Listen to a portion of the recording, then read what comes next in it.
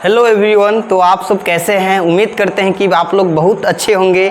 आ गए हैं आपको क्लास 10th के जो सामाजिक विज्ञान है उसके अंतर्गत आने वाला एक विशेष खंड है जिसका नाम है भूगोल। ज्योग्राफी के हम दूसरे पार्ट 2 वीडियो में आ गए हैं, क्योंकि इस चैप्टर जो है आपका भूमि मृदा अपरदन जो चैप्टर चल रहा था, भूमि संसाधन, ठीक है ना, भूमि संसाधन जो या मृदा संसाधन जो आपका चैप्टर चल रहा था, उस चैप्टर के हम एक वीडियो को ऑलरेडी इस पर पढ़ा चुके हैं और उसके एकदम अच्छे तरीके से मृदा क्या होता है, मृदा के प्रकार, जलोढ़ मिट्टी, काली मिट्टी, लाल या पीली मिट्टी, लेटराइट मिट्टी, पर्वतीय मिट्टी, मरुस्थलीय मिट्टी, इस प्रकार भारत में पाए जाने वाले जो 6 प्रकार की मिट्टी है सबके एकदम किस किस क्षेत्र में पाई जाती है, किस मिट्टी में किस तरह की फसल की जाती है, इन सारी बातों की हमने चर्चा कर दिए हैं। अगर नहीं देखे होइएगा तो आप जरूर देखिएगा।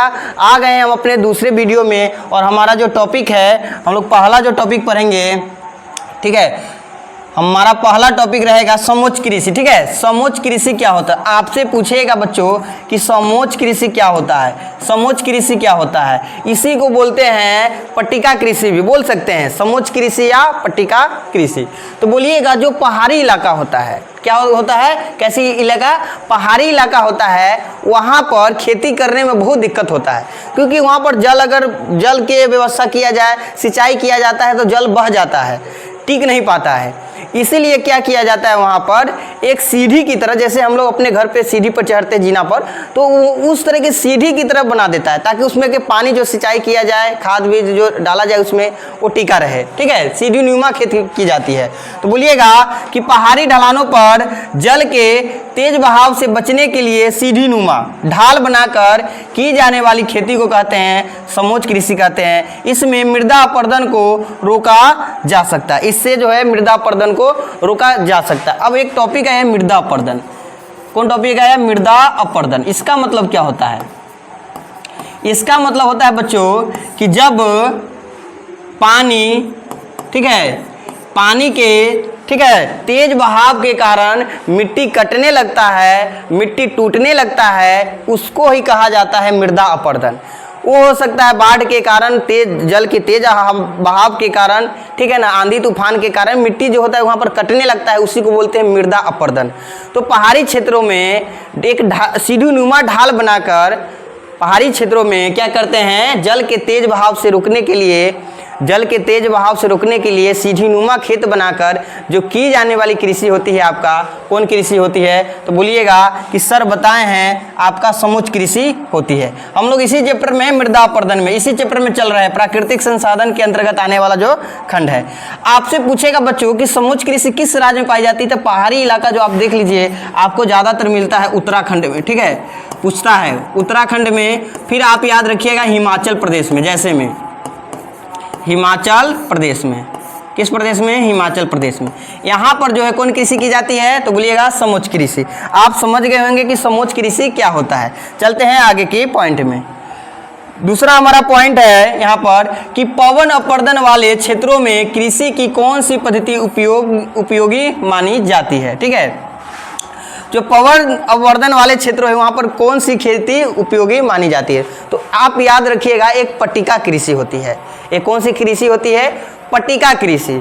वहाँ पर क्या किया जाता है, घास को विकसित किया जाता है और घास विकसित करके तब वहाँ पर बीच में खेती की जाती है, तो वहाँ पर वो पट्टिका कृषि होती है। तो बोलिएगा पवन अपरदन वाले क्षेत्रों में पट्टिका कृषि उपयोगी मानी जाती है।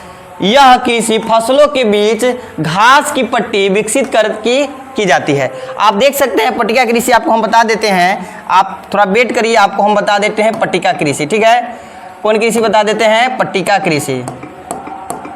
पट्टिका कृषि आपको हम बता देते हैं किस तरीके से पट्टिका कृषि की जाती है।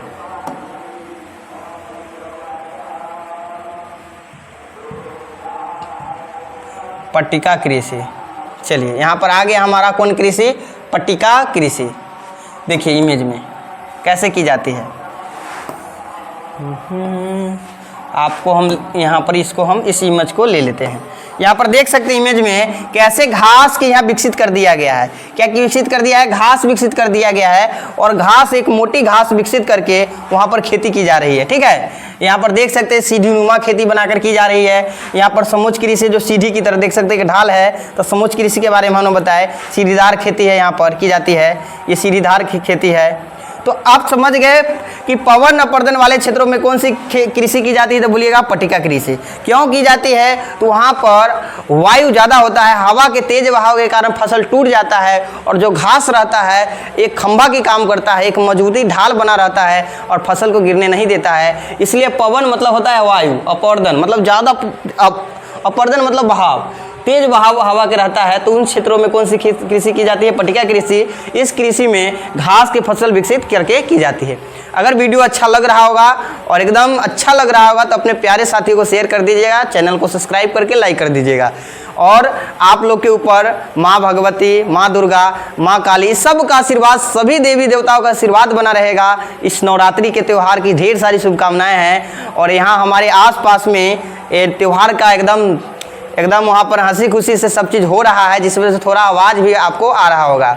तो भगवान माता रानी की कृपा आप पर बनी रहे और आप जीवन में अच्छे इंसान बने, अच्छे व्यवहार सीखे, अच्छे आचरण रहे और जीवन में कुछ करके सफल करके अपने माता पिता के जरूर नाम को रोशन करिएगा। इतना भगवान से हमारी प्रार्थना है कि हमारे बच्चे आगे बढ़े। चलते हैं आगे की प्रश्न में। हमारा तीसरा प्रश्न है, भारत के किन भागों में नदी डेल्टा का विकास हुआ है, यहाँ की मृदा की क्या विशेषता है? तो भारत के जो पूर्वी तटीय मैदान होती है, ठीक है, भारत के यहाँ पर जो पूर्वी तटीय मैदान जैसे गंगा नदी, गोदावरी, कृष्णा और महानदी जो है उसे डेल्टा क्षेत्रों में नदी डेल्टा का विकास हुआ है। भारत के पूर्वी तटीय, यहाँ इसको नोट करिएगा, भागों में जैसे गंगा नदी, गोदावरी नदी, कृष्णा नदी और महानदी डेल्टा क्षेत्रों में नदी डेल्टा का विकास हुआ है। यहाँ की मिट्टी, ठीक है, अब पूछा गया है, देखिए जहाँ पर डेल्टा मतलब होता है नदी का जो जल जाता है और अपनी दिशा को चेंज करने के कारण वो 2 भागों में 3 भागों में बढ़ जाता है, तो उसके बीच में कुछ मिट्टी वाला एरिया बन जाता है, जो सूखा एरिया रहता है, मतलब जिसमें नमी की बहुत अच्छा मात्रा होती है, तो उस भाग को डेल्टा कहते हैं। ठीक है, सबसे बड़ा डेल्टा आप सुने होइएगा सुंदरबन का डेल्टा, सुंदरबन का डेल्टा के नाम सुने होइएगा, जो आपके बंगाल में है। तो यहाँ पर उस भाग में डेल्टा बन जाती है, जो डेल्टाई क्षेत्र हो जाती है, वहाँ की मिट्टी कौन होगा? तो नदी वाला एरिया में होता है जलोढ़ मिट्टी, जो काफ़ी क्या होती है? उपजाऊ होती है। तो बोलिएगा भारत के पूर्वी तटीय भागों में जैसे गंगा, गोदावरी, कृष्णा और महानदी डेल्टा क्षेत्रों में नदी डेल्टा का विकास हुआ है। यहाँ की मिट्टी जलोढ़ मिट्टी होती है, जो अत्यंत उपजाऊ होती है और इसमें रेत, गाढ़ और महीन कणों का मिश्रण होता है। यह मिट्टी खनिज और पोषक तत्वों से भरपूर होती है, जो कृषि के लिए बहुत क्या होती है? लाभदायक। कहने का मतलब है जलोढ़ मिट्टी में हर तरह का पोषक तत्व मौजूद होता है, जो खेती के लिए, बहुत फसल के लिए क्या होता है? उपजाऊ बनाता है। और आपका अर्धवार्षिक परीक्षा भी हो रहा है और अच्छा जा रहा होगा, और इस प्लेटफॉर्म पर आप अगर चाहे कि मैच कराना है कि आप कितने सही बनाए, कौन गलत हुआ है, तो यहाँ पर जब आपका एग्ज़ाम खत्म होगा तो ज़रूर आप देखिएगा, इस चैनल पर आपको मिल जाएगा वो वीडियो। ठीक है, चलते हैं आगे की प्रश्न में। अगला मेरा प्रश्न है, फसल चक्रण मृदा अपर्दन में किस प्रकार सहायक है? फसल चक्रण क्या होता है? हमारा नाम ही आया प्रश्न का, फसल चक्रण। क्या आया? फसल चक्रण। ये फसल चक्रण होता क्या है?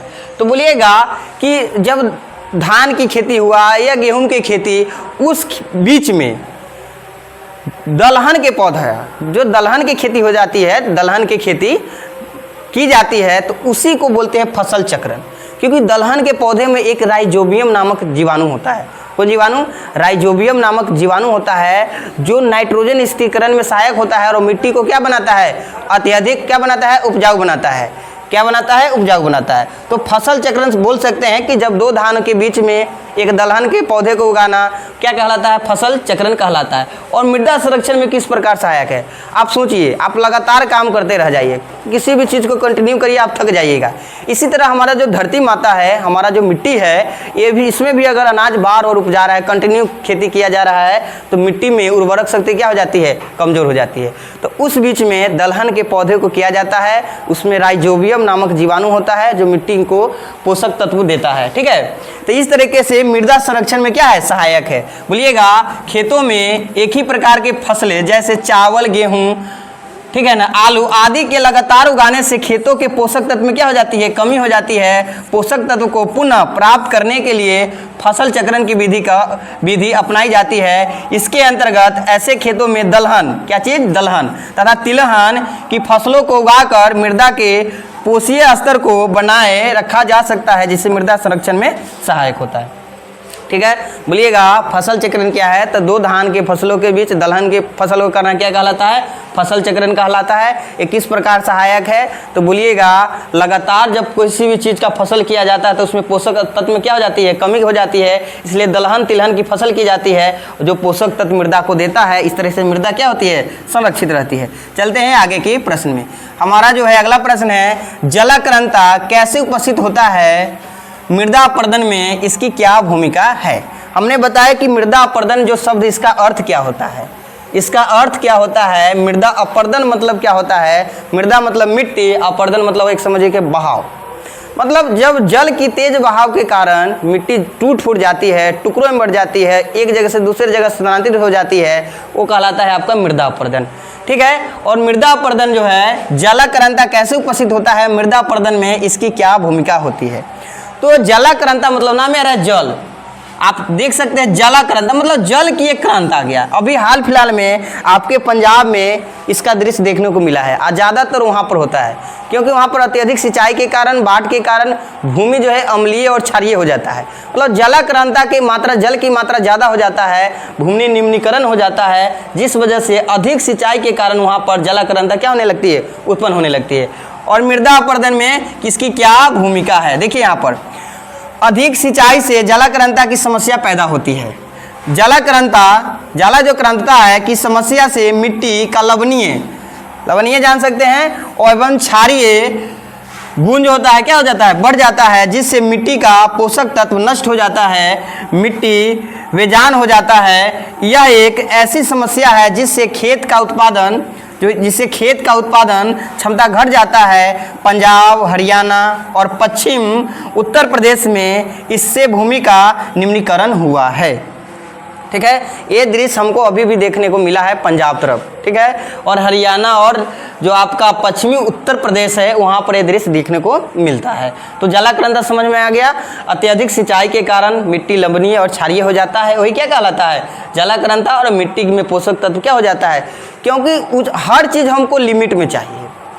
आप शरीर के लिए भी हर चीज़ आवश्यकता के अनुसार लीजिए, एक लिमिट में। अगर आवश्यकता से ज़्यादा लीजिएगा आप बीमार पड़ जाएगा। इसी तरह मिट्टी में ये नहीं बोलेंगे कि हम एकदम पानी बहा दे, लगातार पानी दे रहे हैं उसमें कि फसल अच्छा हो। एक घटिया किसान की आदत होता है, लगातार पानी देने से आपका खेती जो है अच्छा नहीं होगा। मतलब उसको आवश्यकता अनुसार दीजिए, और आवश्यकता अनुसार दीजिएगा तब जाके कार्य अच्छा से होगा, फसल अच्छा से होता है। तो पंजाब में ज़्यादा जल की मात्रा के कारण पोषक तत्व नष्ट हो जाता है। आप बोल सकते हैं कि उसमें के पोषक तत्व एक खेत से दूसरे खेत में चला जाता है, एक जगह से दूसरे जगह में चला जाता है। चलिए हमारा प्रश्न है अगला, भूक्षरण या मृदा अपर्दन क्या है। हम बताएं मृदा अपर्दन के बारे में भी बताएं कि तेज हवा हो, जल हो, इस सब के बहाव के कारण, इस सब के स्पीड के कारण, गति के कारण मृदा एक जगह से कहाँ चल जाती है, दूसरे जगह, एक स्थान से दूसरे जगह स्थानांतरित हो जाती है, वही है भूक्षरण या मृदा अपर्दन। ठीक है, यहाँ पर देखिए मृदा की सबसे ऊपरी परत जब तेज हवा और जल के कारण, मृदा की सबसे ऊपरी परत जब तेज हवा और जल के कारण एक जगह से दूसरे जगह जाता है तो उसे कहते हैं भूक्षरण या मृदा अपर्दन। आपको याद हुआ होगा, याद हो जाएगा यहाँ पर अभी कि बोलिएगा कि मृदा की सबसे ऊपरी परत तेज हवा या तेज जल के बहाव के कारण एक स्थान से दूसरे स्थान तक चला जाता है, वही कहलाता है भूक्षरण। भू मतलब मृदा या भूमि का, क्षरण या मृदा अपर्दन। आपका यहाँ प्रश्न है कि आपसे एग्जाम में 5 नंबर में ऐसा प्रश्न पूछेगा कि मृदा अपर्दन क्या है, इसके कारणों को बताएं। तो भूक्षरण या मृदा अपर्दन के कारण भी हमने बताए हैं कि क्यों कारण होता है, किस कारण से मृदा अपर्दन होता है। तो पहला यहाँ पर लिखा है वर्षा एवं बाढ़। जब खेत रहता है वहाँ पर खेत में जब पानी की मात्रा तेज बहाव की बाढ़ के जो रेता चलता है, स्पीड गति चलता है, उसमें एक बहुत बड़ा स्पीड फ्लो रहता है। अब उसी गति के कारण बिजली भी उत्पन्न किया जाता है टरबाइन की सहायता से। तो वर्षा अगर तेज हो रही है तो देखिएगा कि वहाँ पर आपके घर के आसपास वहाँ पर मिट्टी गड्ढा हो जाता है, ठीक है, या बाढ़ आता है तो वो मिट्टी को क्या कर धकेल देता है और वहाँ की मिट्टी क्या हो जाता है, दह जाता है। आप देख सकते हैं। तो मृदा अपरदन के कारण हो सकता है वर्षा एवं बाढ़, हवा का तेज बहाव, ठीक है। अब तीसरा नदियों का बहाव, नदी देखिएगा नदी की दिशा बदलती है तो वहाँ की मिट्टी को कचर देती है, काट देती है और मृदा अपरदन हो जाता है। वनों की अंधाधुंध कटाई सबसे बड़ा कारण बोल सकते हैं आज के समय में मृदा अपरदन में। आप देख सकते हैं कि वनों की अंधाधुंध कटाई की जा रही है, जिस वजह से मृदा अपरदन सबसे ज़्यादा होती है। किसका? एक घटना अपने बिहार के पश्चिम चंपारण में जो गंडक नदी के तांडव देखे थे, आप हिंदी में चैप्टर पढ़े होइएगा, ठीक है ना। वहाँ पर वो सदा नीरा जो चैप्टर आप 12th में जाइएगा तब पढ़िएगा, अभी तो आप लोग 10th में हैं। तो वहाँ पर गंडक नदी का तांडव जो हुआ था वन की कटाई के कारण, वहाँ पर इतना तबाही मचा दिया था, वो नदी अपना दिशा ही बदलना शुरू कर दिया था, ठीक है। तो वनों की अंधाधुंध कटाई के कारण। अत्यधिक चराई, मतलब कि फसलों के चराई, फसल जब पत्ते उते को घास उसके खा जाता है तो वहाँ पर भी क्या होता है, खत्म हो जाता है, ठीक है। आगे है अनुचित सिंचाई, मतलब आवश्यकता से अधिक सिंचाई भी कर रहे हैं तो भी क्या है, मृदा अपरदन के कारण है। इस तरीके से हम कितने कारण बताए, 6 गो, एक यहाँ पर 2 था, 3 4 5। चलते हैं आगे की प्रश्न में। अगला मेरा प्रश्न है कि पट्टिका कृषि पवन अपरदन वाले क्षेत्रों में पट्टिका कृषि, तो हमने बता दिए हैं, यहाँ पर देख सकते हैं ये प्रश्न हो गया है, ठीक है, कि पट्टिका कृषि पवन अपरदन वाले क्षेत्रों में पट्टिका कृषि की उपयोगी मानी जाती है। पट्टिका कृषि में फसलों के बीच घास की पट्टी उगाई जाती है ताकि पवन द्वारा मिट्टी एक स्थान से क्या हो जाएगा, दूसरे स्थान तक ना जाए। आगे प्रश्न जलाक्रांता, ये भी बताए हैं हम आपको कि अधिक सिंचाई से जलाक्रांता की समस्या पैदा होती है, जिससे मिट्टी क्या हो जाती है, लवणीय और क्षारीय हो जाती है, जो भूमि के निम्नीकरण में क्या होती है, उत्तरदायी होती है। आगे भूक्षरण, मिट्टी के यहाँ भूक्षरण भी बताया, मृदा अपरदन, ठीक है। यहाँ पर देख सकते हैं आपका रिवीजन हो जाएगा। मिट्टी को कटाव से बचाना, भूमि की उर्वरता को बनाए रखना और उसे बंजर होने से बचाना क्या कहलाता है, भूक्षरण। आप इसको भी नोट कर सकते हैं, भूक्षरण क्या होता है। देखिए भूमि मतलब ही हो गया भूमि, मतलब भूमि हो गया मिट्टी, ऊपरी वाला जो परत। मिट्टी को क्या करेंगे, कटाव से बचाना, मिट्टी को कटाव से क्या करेंगे, बचाएंगे। मिट्टी की उर्वरता को बनाए रखना, मतलब उसमें फसल एक नहीं कि कंटिन्यू फसल कर रहे हैं, जिस वजह से वहाँ पर मृदा में अम्लीय और क्षारीय गुण हो रहा है, मिट्टी के पोषक तत्व खत्म हो जा रहा है, जिस वजह से उसकी उर्वरता को बनाए रखेंगे। कैसे बनाए रखेंगे, ये भी हमने बताया कि फसल चक्रण द्वारा। किसके द्वारा, फसल चक्रण द्वारा। उसमें दलहन तिलहन के फसल करेंगे, जिस वजह से उर्वरता क्या रहेगा, बना रहेगा। नहीं तो भूमि क्या हो जाएगा, निम्न मतलब खराब हो जाएगा, वहाँ पर खेती अच्छे से नहीं हो पाएगा। उसे बंजर होने से क्या करेंगे, बचाएंगे, वही क्या कहलाएगा, भूक्षरण। क्षरण मतलब भू संरक्षण, भू संरक्षण मतलब भू को क्या करना है, संरक्षित करना है, बचाना। संरक्षण मतलब हो गया बचाव, ठीक है। आगे है प्रश्न कि भू संरक्षण के उपाय क्या क्या है। संरक्षण मतलब भूमि के बचाव के, मिट्टी के बचाव के क्या क्या उपाय है। आप उपाय यहाँ पर देख सकते हैं, वृक्षारोपण करेंगे, अधिक मात्रा में क्या करेंगे, हम वृक्षारोपण करेंगे। क्या चीज़ के रोपण करेंगे, वृक्षारोपण करेंगे, ठीक है। दूसरा हम बताएं यहाँ पर पट्टिका कृषि, यहाँ पर दूसरा आपका है पट्टिका कृषि। कौन कृषि, पट्टिका कृषि। अभी हमने बताए हैं कि जब पवन अपरदन वाले क्षेत्रों में घास मोट घास विकसित कर दी जाती है, वहाँ पर की जाती है कौन कृषि, पट्टिका कृषि।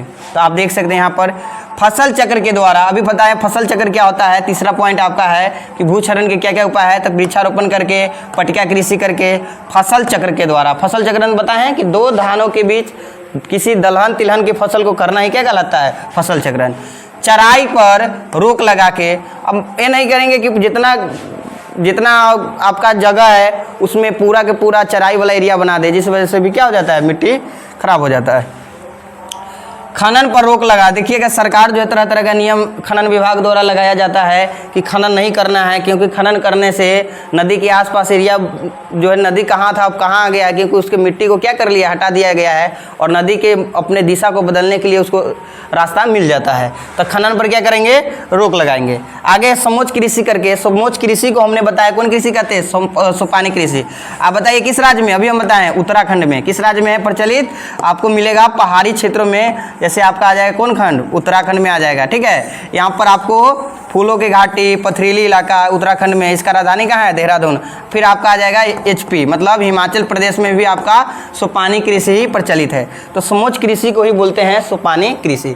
इस तरीके से आप जानें कि भू संरक्षण के क्या क्या उपाय है और कैसे इसको बचाव कर सकते हैं। तो हमने इस चैप्टर में एकदम अच्छे से मिट्टी के बारे में चर्चा की है, मिट्टी क्या है, और यहाँ पर इसमें आने वाले जितना सब्जेक्ट है सबको अच्छे तरीके से, पर एक भी टॉपिक नहीं छोड़े हैं। और आप पहला जो है पार्ट 1 नहीं देखे होइएगा तो ज़रूर देख लीजिएगा। अब आएंगे हम इस चैप्टर के ऑब्जेक्टिव को लेकर, फिर चलेंगे एक अगले चैप्टर में। और संसाधन वाला भी चैप्टर आपको इस चैनल पर अपलोड है, आप अपडेट होकर इसको देख लीजिएगा अच्छे तरीके से। और आपके अर्धवार्षिक परीक्षा के डे टू डे, आपके बस एग्जाम के कुछ ही क्षण में आपको वीडियो मिल जाएगा इस चैनल पर। आप मिलान कर सकते हैं कि आपका कितना नंबर आ रहा है, कहाँ दिक्कत है, और फाइनल एग्ज़ाम में आप बेहतर करिए। आपसे माता रानी से हम यही उनसे कहेंगे, उनसे हम प्रार्थना करेंगे कि हमारे बच्चे टॉप करें और हम लोग का नाम रोशन करें। और ये न्यू चैनल है और कुछ ही क्षण में जाए, कुछ ही दिन में अच्छा करके आपके सामने आए। चलते हैं, अगले वीडियो मिलेंगे, तब तक के लिए जय हिंद, जय भारत।